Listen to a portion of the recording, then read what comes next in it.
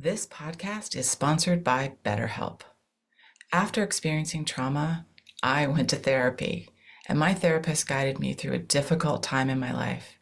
They helped me understand what was happening and provided me with tools to cope and find my own strength and resilience.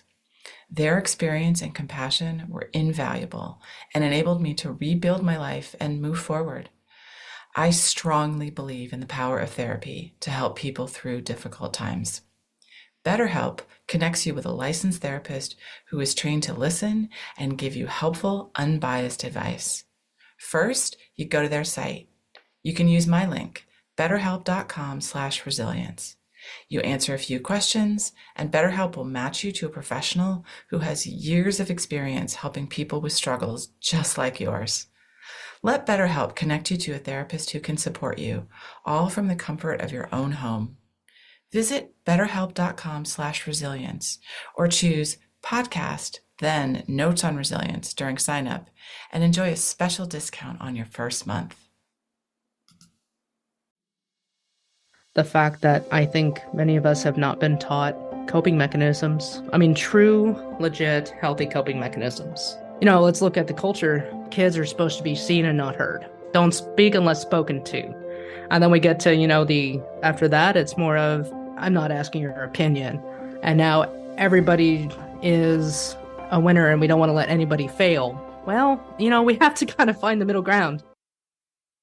Hello, and welcome to Notes on Resilience. I'm your host, Manya Chilinsky. My guest today is Sapna Shah-Haque. She is an internal medicine physician, and she is the host of the Worthy Physician podcast. And she thinks and talks a lot about burnout and shedding light on what we know is not an isolated situation. We had a lovely conversation about what burnout is, how we deal with our mental health, what is lacking in our system and in our organizational cultures, and the power there is in being able to ask for help. I think you're really going to enjoy this episode. And if you like Notes on Resilience, please find us on Apple Podcasts and subscribe and leave a review. Or if you'd like to share with me what you like and what you don't like, there's a link in the show notes to a Google form. I'd love to get your feedback. What's working, what's not working, what you wish I was talking about, or maybe if you have an idea for a guest. Thanks so much. Sapna, I am so excited to have you on the podcast today. Thank you. Thank you. I appreciate being here. Well, before we learn a little bit about you and we get started, I would love to know if you could have any superpower, what would that be? Oh, flying. I think that would just be really awesome to be able to fly. Oh, it would be awesome. There'd be all the leg room that you want. Exactly. That, and why not? You can get to places and not have to worry about waiting on other people's schedule, right? Yes.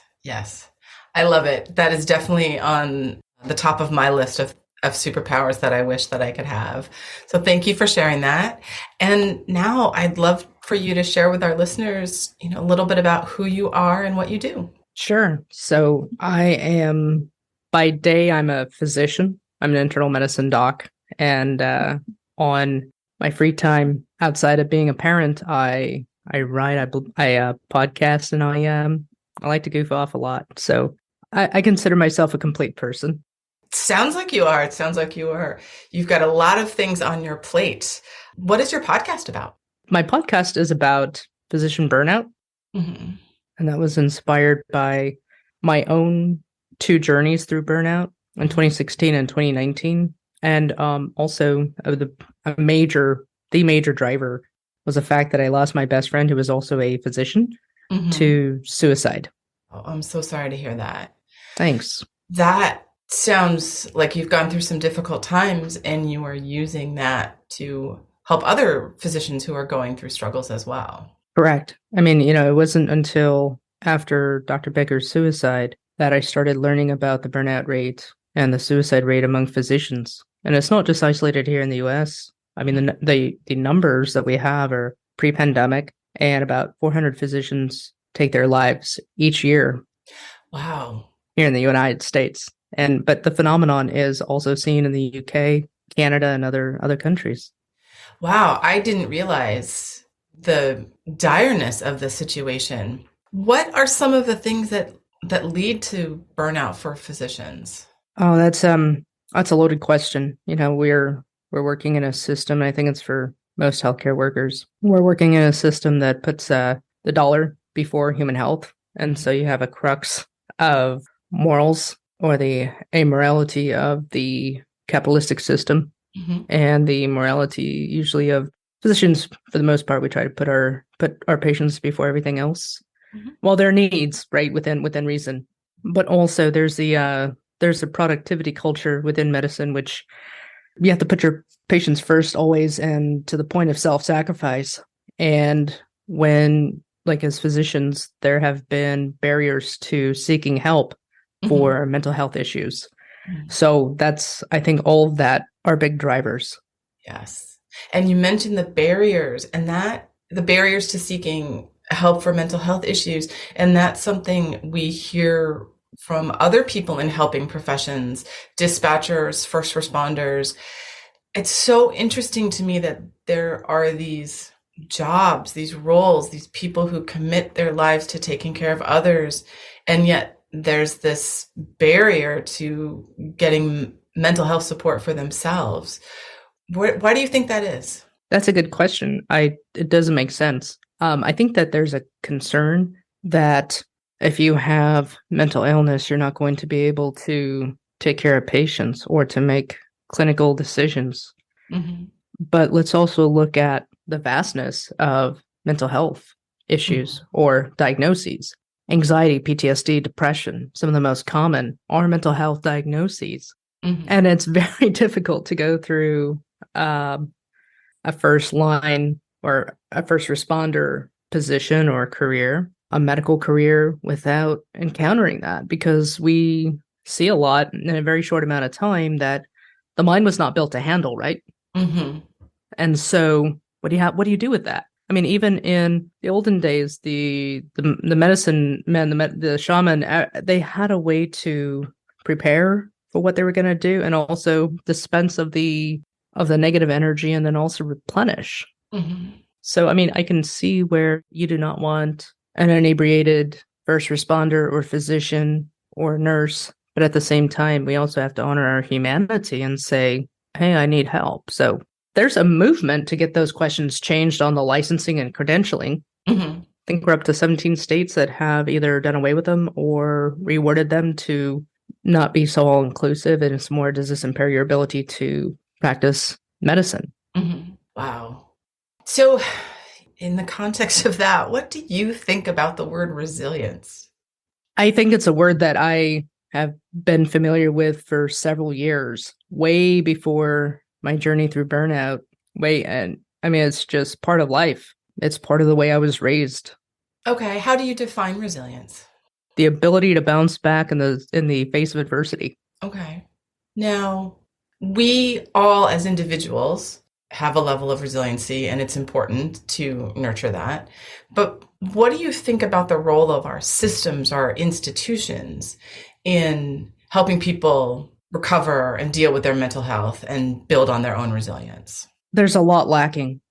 There's a lot lacking. I mean, let's look at what is the typical wait time to be able to see a psychiatrist, to see a therapist. Mhm, Silver lining under the pandemic, we have things or platforms like betterhelp.com, talkspace.com, mhm, which helps to bridge that gap. And yes, I understand it can be a little expensive because I don't know if you can use it at, in through insurance. You can definitely pay out of pocket for it. But, the thing is that they're going to match you with somebody fairly quickly. So right. I think that was definitely a good move, but we've got to be able to have ample and equal access to mental health. Mhm. Yes, the equal access to mental health services is a bugbear of my own as well. Yeah. And what do you think about the role of an employer or the organization that you're part of in being supportive of someone's mental health? So, if we're talking physicians, we're talking how can the hospital or the medical practice be more supportive?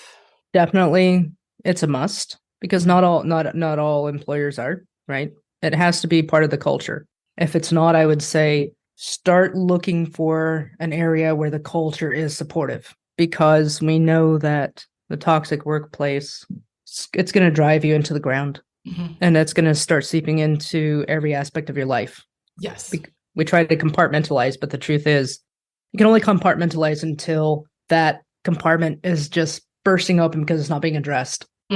So if you go and you say, I need help, and they have an EAP or an employee assistance program, but if there's depending on the size of company, but if you're starting to get an underlying tone having to use that, and that's if they're trying to signal to you that you're weak because of that, that's a bunch of bullocks, and really start looking to move on. The employers, the places of employment, academic institutions, it's okay to ask for help. We're not superhuman. And the fact that somebody is asking for help, that signals a lot, because they've done a lot of inner work to realize that what they're doing is not working, or they're not getting to where they need to be. So there's a lot of power and vulnerability when asking for help. Yeah. This is not the same thing, but I worked at a company where they talked a good game about taking care of yourself and taking time off and all of those things. And then I got sick. I got legitimately sick. I think it was a flu or something, and was instantly dinged because I stayed home. And even though I had made all the arrangements to take care of what needed to be taken care of, I got in trouble for taking sick time. And I remember being so just shocked and disappointed and hurt that the words that they said didn't match their actions. Yeah, it's definitely a sign to get out if you can. I'm sorry that happened to you. I mean, nobody's like, okay, I'm going to get the flu this weekend because this is what's best, best works for my schedule, right? And my employers. Life happens, and that's what really gets me. I mean, I understand rules, but there's a difference between having a hangover on a Monday morning and having the flu. One you can prevent. Just don't be a moron and party on a Sunday night. And the other one is, nobody says I want to have the flu. I wouldn't wish that on my worst enemy. It's horrible. Right. It's not, and I know that experience isn't unique. And especially when we're talking about mental health, people are even afraid to say that they're taking mental health days in some places. I think that you're right, and it shouldn't be that way. It's like there are enough bad apples that, like, one bad apple will upset the whole basket, right? And so how do you catch, from an HR standpoint, I can see, like, how do you catch the one that's going to abuse those days? And quite frankly, I think if you have a correct work culture and a system to catch and strain those out, they'll self-select out. But the ones that actually need it, because you know what, life is hard. We're living in like typically there's a single family household where now two people are having to do the job of what a village used to do. Yes, that's crazy. That's crazy. So we're expected to be perfect at work, perfect at home. Never be tired, never complain. Yes. Right? Never have to take time off if your kid is sick, because your kid will never get sick. Right. I mean, darn it. Didn't they read the manual when they went to preschool or kindergarten? Thou shalt not get sick. It's rule number 1. Well, what are some of the actions or tools that an organization, and here I'm thinking about medical in particular, but in general too, can take to build a supportive culture at work? That's a difficult question to answer, because typically the culture at work starts from the top down. I honestly would say start having those conversations with the CEO. Everybody can lead from where they're at. Yeah. Housekeeping can lead from where they're at. If we don't have clean facilities, we can't operate, and that's anywhere. Right. That's anywhere. Like they're the front, the receptionists at the schools, any offices, any businesses. Man, you all know you're the first point of contact. You're the face. You actually know a lot more than what you think you do. Yeah. Now the difference is, are they going to listen? I don't know, but you can try there. Also, you can create your own microculture around the people with whom you work, and support one another, try to build that tribe mentality, because there's power in numbers. I like that idea. Just build what you need within your group. Yeah, this is not a save all, but it's definitely worth a shot. Yeah, absolutely. So, what is an important lesson about resilience that you have learned because of your work or your experience with burnout? Don't make life all about work. Mhm. Don't make life all about work.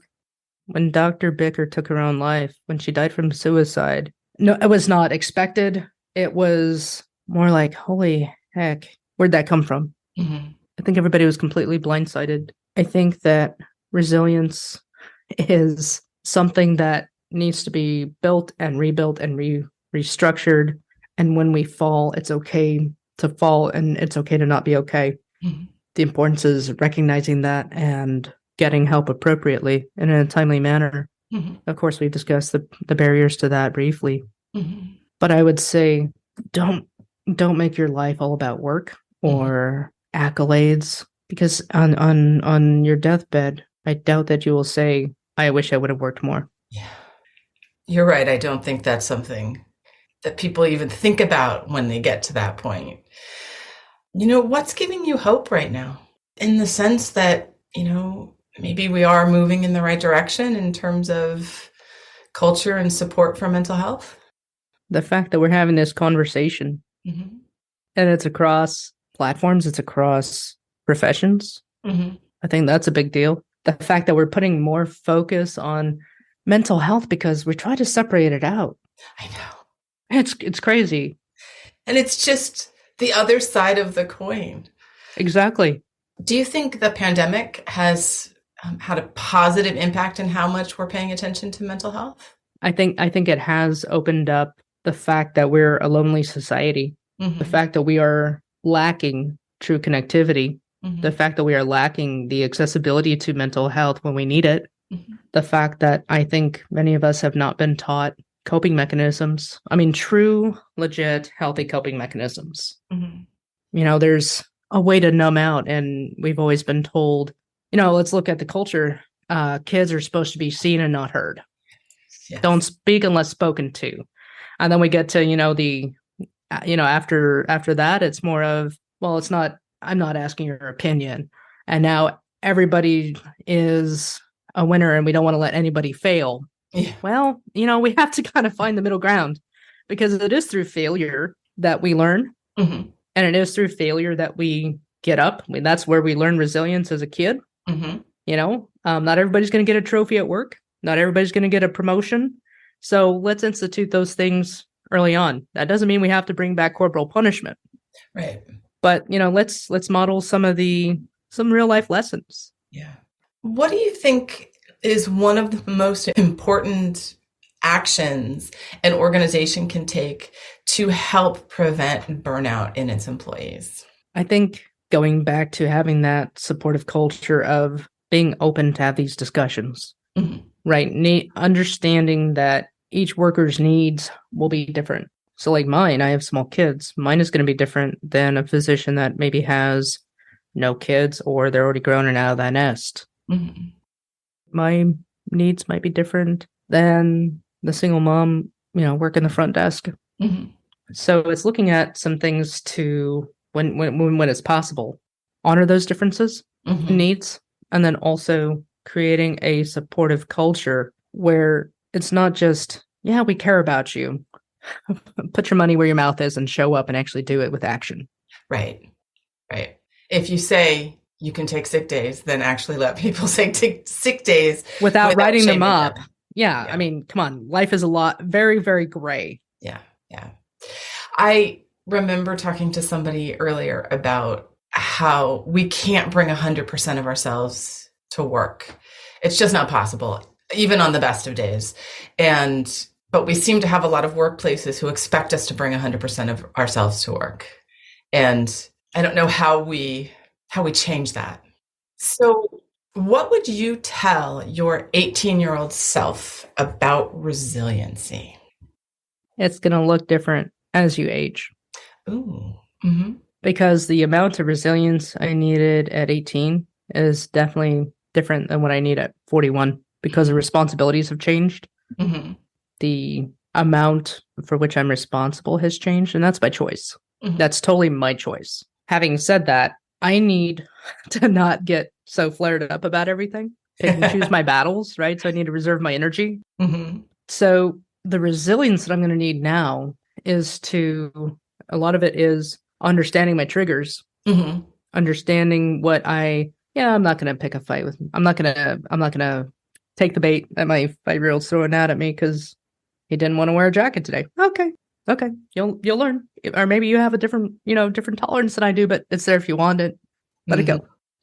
I like the concept, let it go. I definitely have learned to do more of that with every year. After every passing birthday, I've learned to let more things go.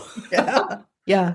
It's funny because my grandfather used to say, if you don't reach some type of wisdom by the time you're 40, you're doing life wrong. And now when I was in my teens, 40 seemed really old, right? Yes. Now that I'm 41, it's like, it's not that old. I mean, what's the difference between 40 and 20? I mean, I know there's a 20-year difference, but I mean, honestly, I feel about the same. Yep. I remember being a teenager and thinking 30 was just ancient. And and then I got 30 and I thought, well, this isn't so bad. Sapna, thank you so much for sharing. How can our listeners reach you? Sure. Go to my website, theworthyphysician.com. And it has links to my free resources, Battle of the Boxes, 21-day self-reflection journal. Excellent. The podcast and the blogs. So even if you're not a physician, I think there's a lot of relatable material just because we're all adults and life is challenging, especially nowadays. It absolutely is. And thank you for doing your podcast and providing those resources for folks. We really appreciate that. And thank you for being my guest today. Thank you. This was fun. Thank you. Thank you for listening. I hope you got as much out of this conversation as I did. So if you'd like to learn more about me, Manya Chilinsky, I work with organizations to help understand how to create environments where people can thrive after difficult life experiences. And I do this through talks and consulting. I'm a survivor of mass violence, and I use my experience to help leaders learn about resiliency, compassion, and trauma-sensitive leadership, to build strategies to enable teams to thrive and be engaged amidst difficulty and turmoil. If this is something you want to learn more about, visit my website, www.manyachilinsky.com, or email me at manya@manyachilinsky, or stop by my social media on LinkedIn and Twitter. Thanks so much.